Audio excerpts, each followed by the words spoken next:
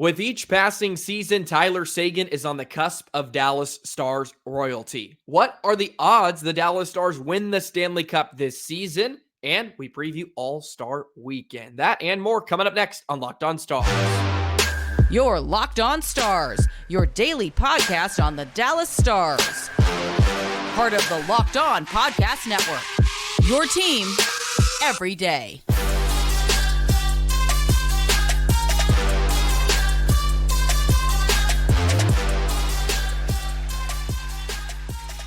Howdy, Stars fans, and welcome back to another episode of Locked On Stars, part of the Locked On Podcast Network, your team every single day. It's a pleasure to be with you. I'm Joey Erickson, former producer of 105 Through the Fan and play-by-play voice of the Chippewa Steel. Please be sure to subscribe. We are free and available wherever you get your podcast and on YouTube. And as always, thank you so much for making us a part of your day and making us your first listen. Happy Wednesday, Stars fans. We are in the midst of the All-Star break. The Stars are still idle. Do not get back to action until next Tuesday against Buffalo, so plenty of time to decompress and just talk about some interesting stories. And of course, Tyler Seguin has been one of those phenomenal storylines this season for the Dallas Stars. And we did not get to talk about him joining the top 5 in the franchise point leaders just a few weeks ago. So I would love to touch on Seguin. And of course, we've mentioned how great he's been and he's been able to reinvent himself, but want to jump into a few more things about him and also how it's benefiting the Stars offense as a whole. What are the Dallas Stars playoff odds? And what is their chances of winning the Stanley Cup? I have the numbers I will share with you later. And we'll preview All-Star Weekend a little bit. They're changing the festivities. It's in Toronto, not the premier destination at this time of the year, but All-Star Weekend is always fun. So we'll take a look into that as well. Be sure to subscribe, hit that notification bell, drop a comment. Always appreciate the love and support. So we begin with Tyler Seguin. As I mentioned, has now joined the top 5 and franchise point leaders, has 654. He trails Brian Bellows, Neil Broughton, Jamie Benn, and of course, Mike Modano, who will be getting a statue very, very soon in the month of March. But if you just look at Dallas Stars franchise history, Tyler Seguin comes in at number 3, 654 points, has 287 goals and 367 assists. And it's unfortunate because he has missed a lot of time and some prime years of his career, or at least stretches in his prime years with injuries, but he's been so good since the Stars traded for him back in 2011, of course, or 2012, excuse me. And he won a cup in his rookie season with an incredible Boston team, but what he's put together in Dallas has been pretty remarkable. Had 3 straight 30-goal seasons. He touched 40 in the 2017-18 campaign, and now he's on a terrific pace. 17 goals. All of them have come at 5-on-5, which is pretty crazy because he became kind of a power play specialist last season, ended up with 7, but especially in that playoff run, he was very key when Pavelski went out. He ended up filling that role of the net front guy and did a tremendous job, especially in that Minnesota series. He's without a power play goal this season. You would think that cannot last much longer, but 39 points in 49 games, and he does it on both sides of the ice. Of course, the introduction of Duchene has had a huge impact, and that's where I kind of want to segue into the fact that the Stars off the rush this season have been so good, and they've been one of the best teams all year. I found this on Twitter. This is via Mike Kelly, which I loved. So the Stars, of course, are the 3rd highest scoring team in the league this season. Taking a look at the rush offense this season versus last, and they were really good last year too, by a very good stretch, but their rush chances in 22-23 totaled 485 for the season. This year, it's 340. The rush goals in 22-23, 47. They already have 49 this year off the rush goals. And you see that Marchment, Duchene, and Seguin line. They've scored some beauties off the hop and some wide open nets too. And it's just constant. The rush chance shooting percentage, 9.7% a year ago. It's almost 14.4% this year. So they have been doing a ton of damage off the rush using their speed. And Seguin has certainly benefited from that. And taking a look at his individual numbers, his rush attempts this season, and this is at all strengths, ranks at 7. Marchment and Robertson actually lead the way with 9. And this is via natural stat trick. So even Seguin, at a point in his career where he can't use his speed as much, he's still getting those opportunities. And with Matt Duchene driving the line, it certainly benefits that. But I think it's just it's really remarkable and shows you what professional he has become to since his time in Dallas. And that was a big I guess a red flag you could say to Boston when they wanted to get rid of him, right? There's that infamous video of the Bruins discussing Seguin, and that was kind of their big issue. They didn't feel like he was much as of a professional, so to speak, but he was young. Look, like he was 20. You're going to have a little in that, but he's come here and he's just really grown, and he's still so young. Like in the grand scheme of things, he's 32 years old. 32. He still has some in the tank, and of course, he's locked in with that contract. And I know people get very turned off about the money he's making, and yeah, you can't get upset with him about that. You can, say your piece with Jim Neal on that one, but I think it's just so amazing what he's done here in Dallas since he's gotten here. And he came in during some rough years, right? They were not very good. And, he's gotten back to relevance, and it's not all him. Look, I absolutely understand that, but he's been a part of the organization during this kind of transition period.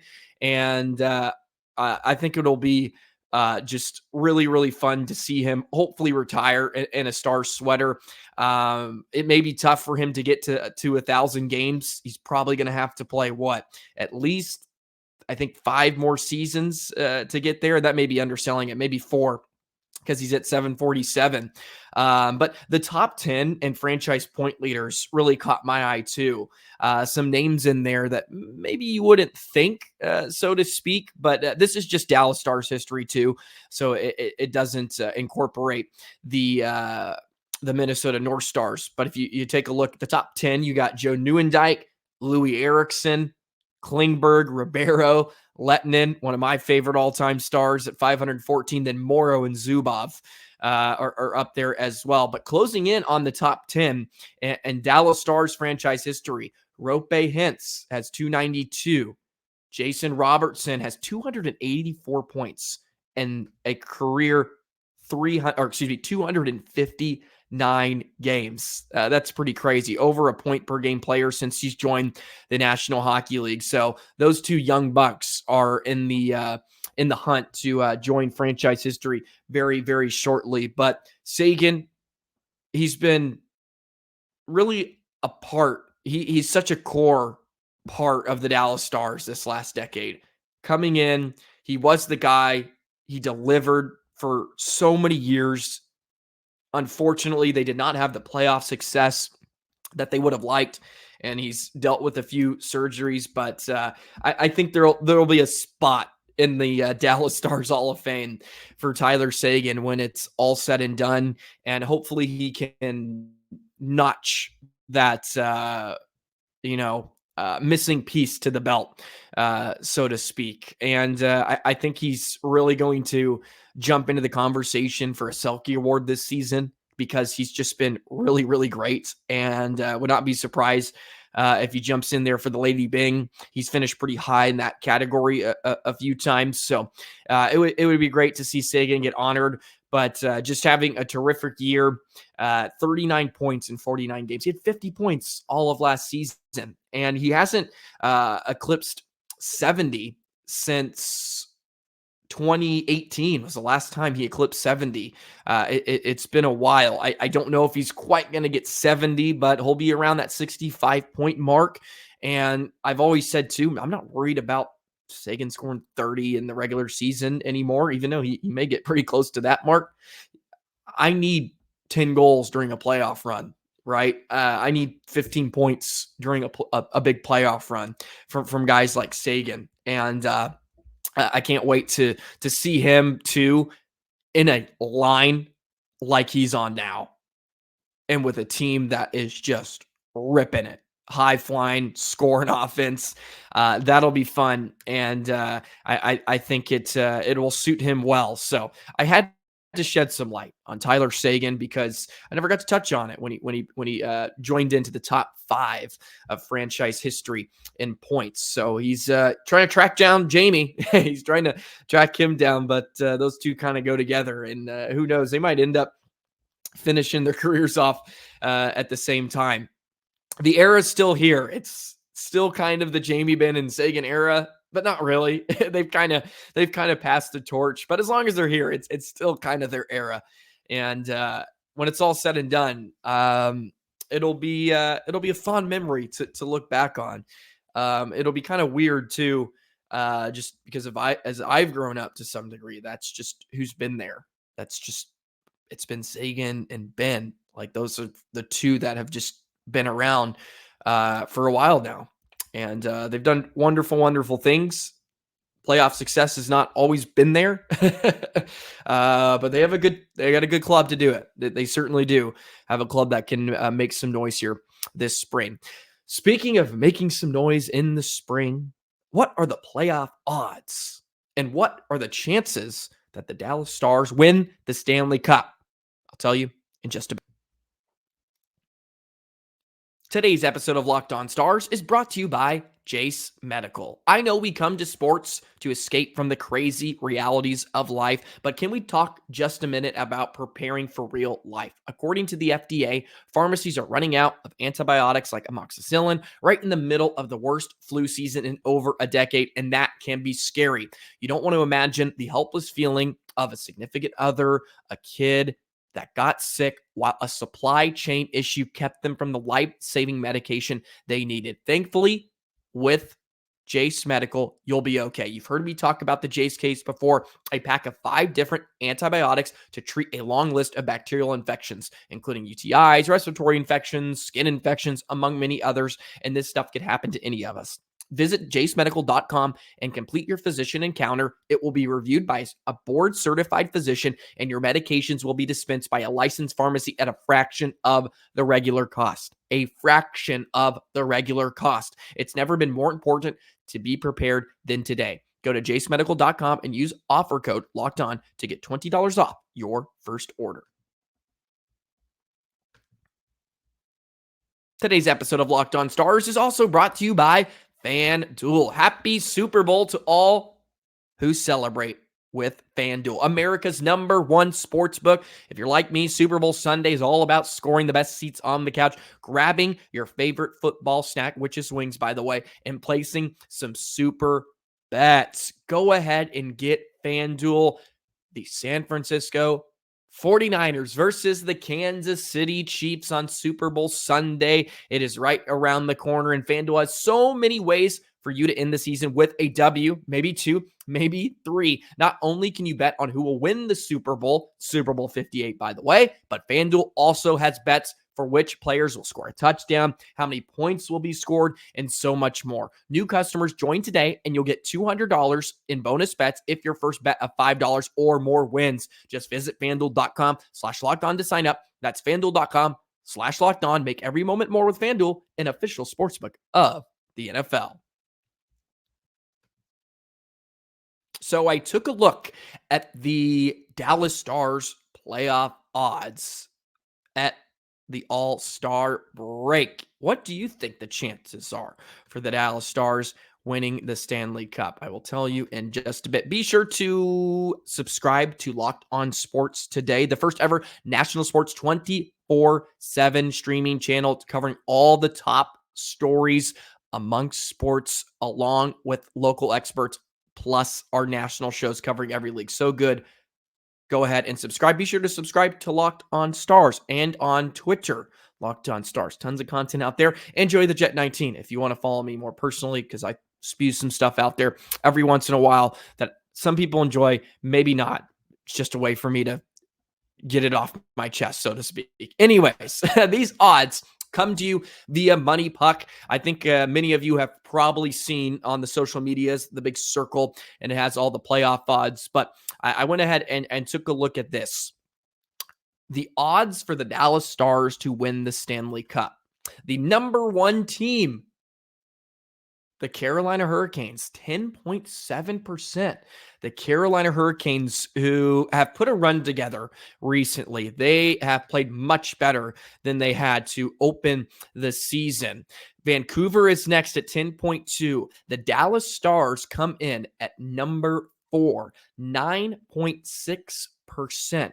to win the Stanley Cup. How about that? The top 5 best odds to win the Stanley Cup this season. Boston is ahead of them. You have Colorado behind Dallas, Florida, Edmonton, Tampa, and then Winnipeg. So look at that. Winnipeg, who of course has been in the top spot in the Central Division for the majority of the year until recently when Colorado's made a run, actually has the 10th best odds to win the Stanley Cup this season. Wonder if you agree or disagree with any of that. Carolina having the best odds does not quite sit right with me. I would probably take Boston, even though we saw what Boston did a season ago. But look, it's the National Hockey League. Probably this season, when they're not supposed to win, they'll probably go to the Cup final, right? That's kind of how it works. Look at Florida. Sometimes it's odd, right? And anything can happen.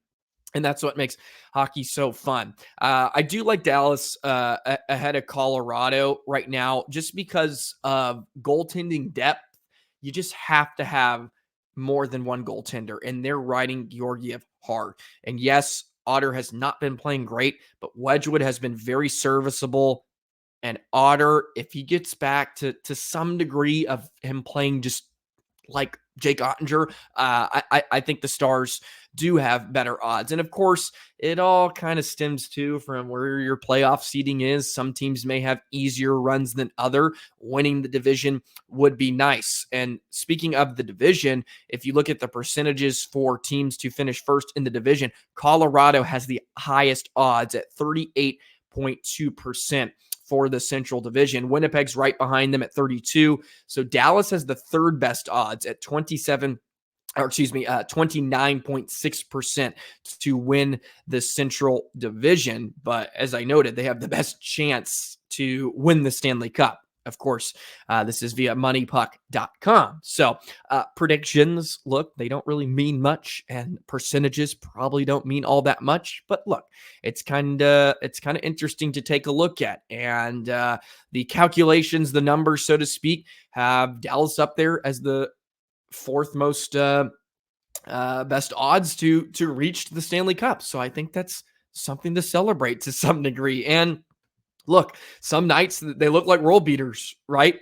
They can dominate a game. Their offense is overwhelming. Their defense, which isn't phenomenal, can really hold strong.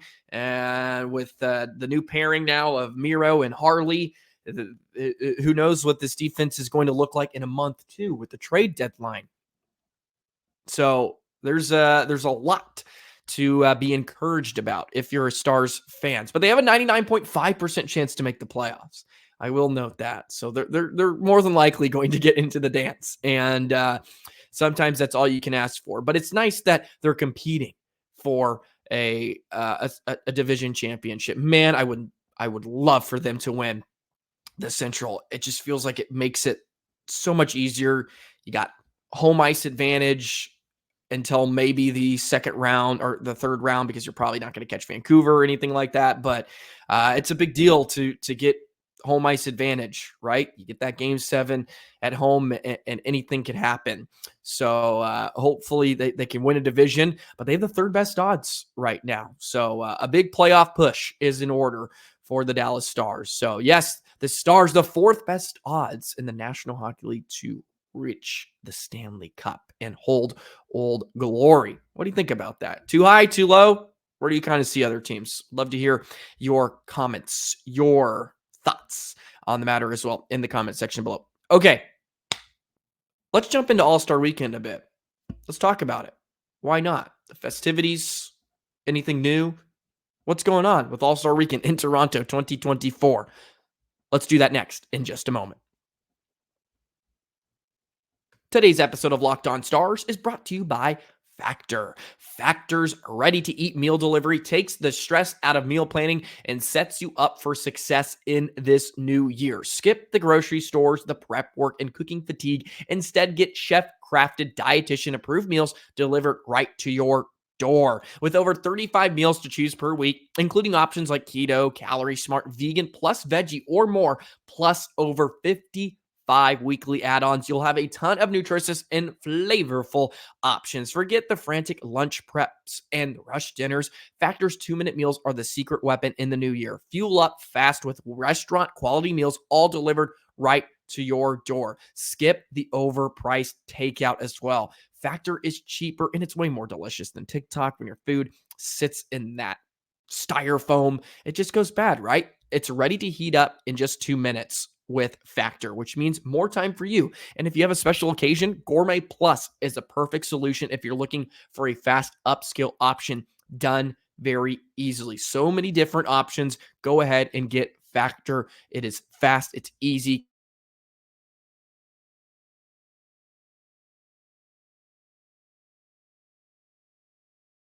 Factor.com, factormeals.com/LockedOnNHL50 and use code LockedOnNHL50 to get 50% off. That's code LockedOnNHL50 at factormeals.com/LockedOnNHL50 to get 50% off.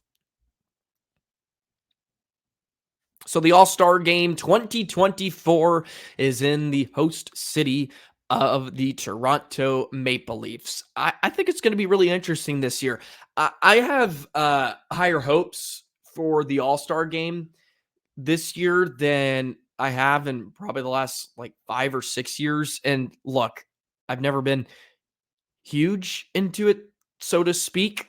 I was a lot more into it when I was a kid, of course, because it was just awesome. But I think they're bringing back some of the options that are going to make it actually interesting, because what was it last season where Jason Robertson is like on a golf course? And I get it. They're trying to do something different, but I was watching Jason Robertson, one of the league's best goal scorers,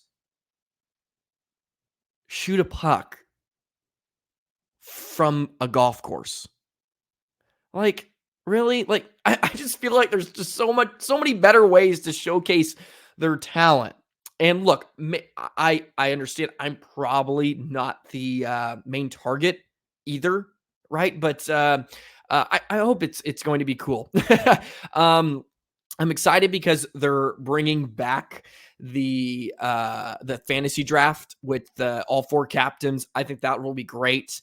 The fantasy draft aspect. So you'll just kind of get different guys with different players. And I think that always will drum up some excitement. Very interesting. And I'm keen to see where Jake Oettinger goes in the draft and what team he ends up on. Justin Bieber is going to be there. So there's going to be some celebrities. Also, the PWHL is doing a 3-on-3 showcase on Thursday, which I think will be really cool. By the way, the PWHL has been kind of a hit. It's been really fun to actually watch. I haven't watched a ton of it, but I've been pretty, I guess, intuitive. I don't even know if that's the right word. With women's hockey, especially over the last like 6 years, because I went to college. That was like all I did. I called women's hockey games at St. Cloud State. I had so much fun doing it. And it was just so fun to watch some of these girls that I watched in college, like your Taylor Heisers of the world, and like Shepers. Liz Shepers is another one that have gone on, and now they're playing like in a real league. And it looks like it's going to be a huge hit. We'll see what happens from years from now, but it's been doing so well, especially in Minnesota, which is no surprise because they love hockey more than like anybody else. So, but it's been great just to see some of those girls that like move on and have a chance to play at a real level, and they get paid to do it. So I think that showcase will be a ton of fun. And you can't also underestimate the fact how huge of an impact it has on young girls. Like seriously, you go to a PWHL Minnesota game and the amount of girls that are there with signs and like can now think about it as a possibility, because it really wasn't, or at least a viable one to some degree. Look, that's what it's all about too, right? Growing the game and doing it in Toronto, where I know they have a big buzz around there with their PWHL team. I think it's nothing but good comes out of it. But of course, the All-Star game will be taking place on Saturday, 3 p.m. By the way, 3 p.m. I believe that's Eastern Standard Time too in Toronto. So if you want to catch that will be on a Saturday. The skills competition is on the 2nd. So on the Friday, 7 o'clock, they're supposed to be bringing back sort of like kind of the new, or I guess the old skills competition, but have some blend of new with 12 all-stars all competing in 8 events. It says the player with the most points takes home a prize of $1 million. So hopefully you get some of those guys that will actually be competing. So I'm sure Matthews will be a part of it, and Kucherov and McDavid. And the skills competition has always been my favorite, and that's why I've been really irritated with it lately, because they've just kind of gone all gimmicky, and it's just like awkward to some degree. And again, I get it. I'm probably not the target audience, but I think this will be a nice, refreshing skills competition, because the game is just the game. Look, you're not going to get a ton of these guys that are getting after it. Look, Jake Oettinger is playing golf with Seguin and a bunch of guys. Like he's excited to be a part of the All-Star weekend, I am sure, and he's honored. But you're not going to get these guys, putting 110% effort in the All-Star game itself. The skills competition, I think that would be awesome. So looking forward to that. I think that'll be the highlight, hopefully, of the All-Star weekend. Should be pretty good. Love to hear your takes on the jerseys. I don't know. Kind of cartoonish, interesting to say the least. At first I was like, but I feel like sometimes they kind of grow on you. Man, when the Stars hosted the All-Star game back in those jerseys were sick. Those were sick. I think I still have a jersey somewhere, and unless my mom sold it in a garage sale, which she very well could have done. But I had the blue one, that Western. Oh, that was awesome. So yeah, man, All-Star jerseys have always been interesting. Okay. Anyways, I thought I'd do a little bit of All-Star weekend talk before we jump in to some more stuff tomorrow. Okay. Thank you, everybody, for listening to me ramble today on Locked On Stars. Shout out to all you everydayers out there, man. Really, especially rocking along with me during the All-Star break. I'm trying to come up with intriguing things and interesting things too. I think I hit the nail on the head the last two. See, I got some people riled up about all the Stars frauds. Look, I was just asking a question.